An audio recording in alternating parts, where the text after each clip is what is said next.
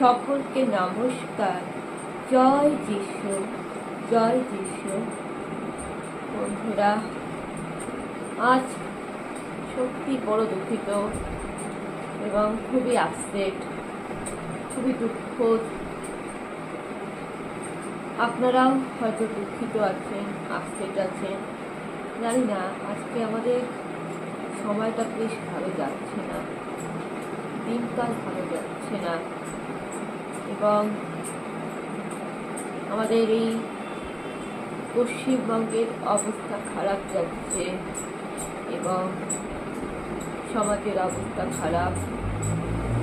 কোথাও কোথাও মনে হচ্ছে যে আমরা মানুষরাই হয়তো কর্মফল ভোগ করছি, হয়তো প্রকৃতি আমাদের কর্মফল দিচ্ছে।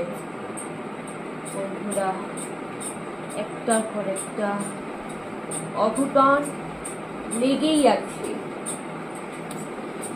এই যে দেখুন, একের পর এক পাপ আমরা করছি।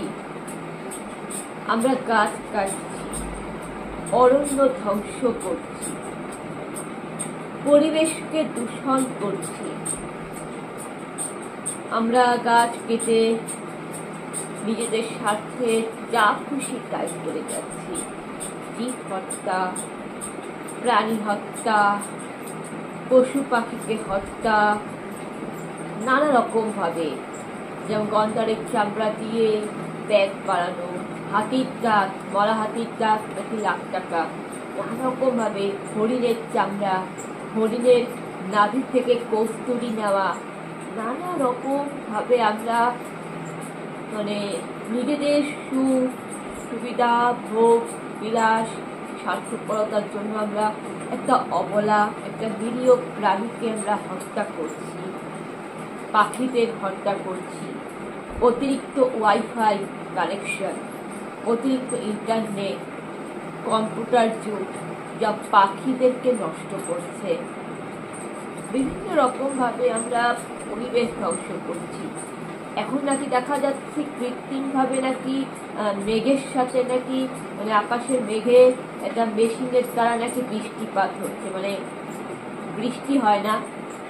দিল্লিতে বৃষ্টি হয় না, সেখানে নাকি কৃত্রিম ভাবে একটা যন্ত্রের মাধ্যমে সে মেঘের থেকে বৃষ্টি তৈরি করা, কৃত্রিম ভাবে বৃষ্টি তৈরি করা। প্রকৃতি বৃষ্টি দিচ্ছে না, এই জন্য তো আমরা মানুষরাই তাই। এবার কৃত্রিম ভাবে মেঘকে ভূগোলে আপনি পড়বেন, বিজ্ঞান বই পড়বেন, তো আপনি ভাবুন, যখন কৃত্রিম ভাবে যখন আমরা প্রকৃতির কাছ থেকে আমরা জোর করে বৃষ্টিপাত আদায় করছি, এটাও আরেক ধরনের পাপ। এটাও আরেক ধরনের পাপ। এটাও প্রকৃতির সাথে একটা ছেলে খেলা। আমরা ছেলে খেলা করে যাচ্ছি প্রকৃতির সাথে। এবং আপনি বলুন না, কোনো শহরে যদি একটা ড্রেন, নালা, নর্দমা যদি না থাকে, বৃষ্টির জল পড়ে সেই জায়গা তো বন্যা প্লাবিত হবেই। কলকাতা শহরে দেখুন, একটাও নালা নেই। কলকাতা শহরে দেখুন, একটা ড্রেন নেই।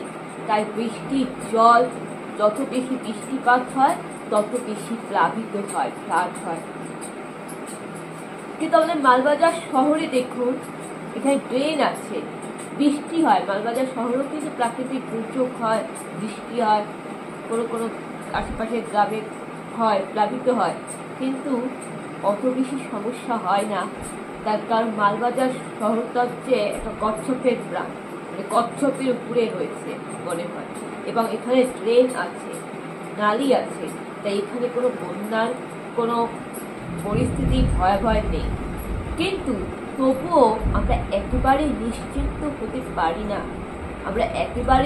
আমরা মালবাজার বাসী বলে আমরা কিন্তু একেবারে শান্তিতে নাক ডেকে ঘুমাতে পারি না। তার কারণ কলকাতা শহর কিন্তু আমাদের প্রতিবেশী জেলা। কলকাতা শহর কিন্তু আমাদেরও কিন্তু আত্মীয়, আমাদের মা বোন। যেরকম আমাদের পাশের রাজ্য আমাদের প্রতিবেশী রাজ্য, যেমন পাশের রাজ্যগুলি যেমন প্রতিবেশী রাজ্য, ভারতবর্ষের আশেপাশে প্রতিবেশী দেশগুলো যেরকম আমাদের প্রতিবেশী দেশ, যার মধ্যে আমাদের ভারতের সাথে একটা যোগাযোগ রয়েছে, একটা মেলবন্ধন রয়েছে, একটা বন্ধুত্ব রয়েছে, সেরকমভাবে আমরা পশ্চিমবঙ্গে বাস করি। আমরা পশ্চিমবঙ্গের মানুষ, আমরা মালবাজারে থাকি। মালবাজার ডুয়ার্সের বাসিন্দা আমরা। তবু কিন্তু আমরা কলকাতা শহরকে কিন্তু আমরা অবহেলা করতে পারি না। তার কারণ কলকাতা শহর আমাদেরই পিতৃভূমি, আমাদেরই মাতৃভূমিরই অংশভাগ। যে পশ্চিমবঙ্গ আমাদের মাতৃভূমি, সেই পশ্চিমবঙ্গেরই সন্তান কলকাতা জেলা। আর কলকাতা জেলা কিন্তু আমাদের বোন, আমাদের ভাই, আমাদের আত্মীয়। অর্থাৎ আমার পাশের ঘরে মা বোন বিপদে পড়েছে, সেটা দেখে আমি চুপ করে থাকতে পারি না। আপনার ঘরের পাশে বাড়ির পাশে প্রতিবেশী বিপদে পড়েছে, কোনো সমস্যা হয়েছে, আপনার পাশের প্রতিবেশীর বাড়িতে আগুন লেগেছে, আপনি চুপ করে থাকবেন? আপনি যাবেন না?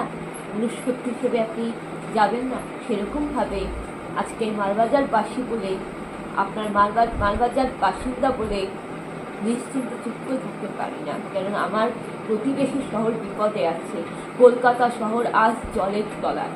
এটা দেখে কিন্তু আমরা চুপ করে থাকতে পারি না।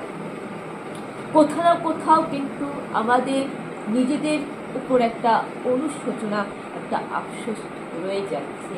হ্যাঁ বন্ধুরা, আপনারাও কিন্তু বিবেকে কিন্তু একটা তীর বেঁধে আছে, আপনিও কিন্তু মনে কষ্ট অনুভব করছেন, আপনারাও কিন্তু অনুতাপ করছেন। কেননা এটা আমাদের মানব জাতির পাপের ফল। কেননা আমরা বাইবেলে পড়েছি প্রভু যীশু খ্রিস্টের বাণীতে, যেমন কর্ম করব ঈশ্বর আমাদের কর্ম অনুসারে তার প্রতিফল দেবে। আজ আমরা প্রকৃতিকে নিয়ে ছেলেখেলা করছি, প্রকৃতিকে নিয়ে অবহেলা করছি। আজ আমরা একের পর একটা পাপ করে যাচ্ছি। আমরা অন্যায় দেখেও চুপ করে আছি, অন্যায় কোনো প্রতিবাদ করি না, অন্যায়কে সমর্থন করি। আজ সেই মেয়েটি, যে মেয়েটির বিচারের দাবিতে আমরা রাত দখল, ভোর দখল করেছি, নবান্ন অভিযান হয়েছে, এমনকি মেয়েটি ফুলের বাগান, ফুলের গাছ ভালোবাসত বলে বাড়ির ছাদে বাগানে একটি করে ফুল গাছের চারা লাগিয়েছি, যাতে মেয়েটির আত্মা শান্তি পায়। সেই আর্জি করে ডাক্তার অভয়া দিদির কথা বলছি। সে অসহায় মা বাবার কথা ভাবুন। বিচারের আশায় বিচার পেল না, সেই মা বাবা এখনো আশাবাদী, এখনো লড়াই করে যাচ্ছে নিজের মেয়ের আত্মার শান্তি কামনার জন্য, মেয়ের সঠিক ন্যায় বিচারের জন্য। অথচ দেখুন, বৎসর ঘুরে গেল, কিন্তু বিচার আর হলো না। অথচ আমরা সমাজে কোনো নারী নির্যাতন হলে আমরা মানুষরা সেই নারীর পোশাক তুলে, মেয়েটি কেমন পোশাক পরেছিল, মেয়েটি কেন রাত করে বাড়ি ফিরেছিল, মেয়েটি এত রাতে কেন ডিউটি করেছিল, মেয়েটি একা কেন গেছিল, মেয়েটি হয়তো নেশা করেছিল, মেয়েটি হয়তো মদ খেয়েছিল। এই সমস্ত নানা রকম ভাবে একটা ফালতু অজুহাত দিয়ে আমরা মেয়েটির চরিত্র নিয়ে সমালোচনা করে বড় পাপ করে যাচ্ছি। এবং যারা সমাজের ধর্ষক, যারা অপরাধী, তারা জামিন পেয়ে যাচ্ছে, তাদের কোনো বিচার হচ্ছে না। অথচ এই সমস্ত অনাচারের জন্য আমরা দায়ী। আমরা অন্যায় দেখে চুপ করে থাকি। আমরা গাছপালা কেটে দিচ্ছি, গাছপালা কেটে আমরা নানারকম শপিং মল, নানারকম পর্যটন শিল্প, নানারকম ভাবে বাড়ি ঘর তৈরি করা, নদী পুকুরের ওপর অবৈধভাবে বাড়ি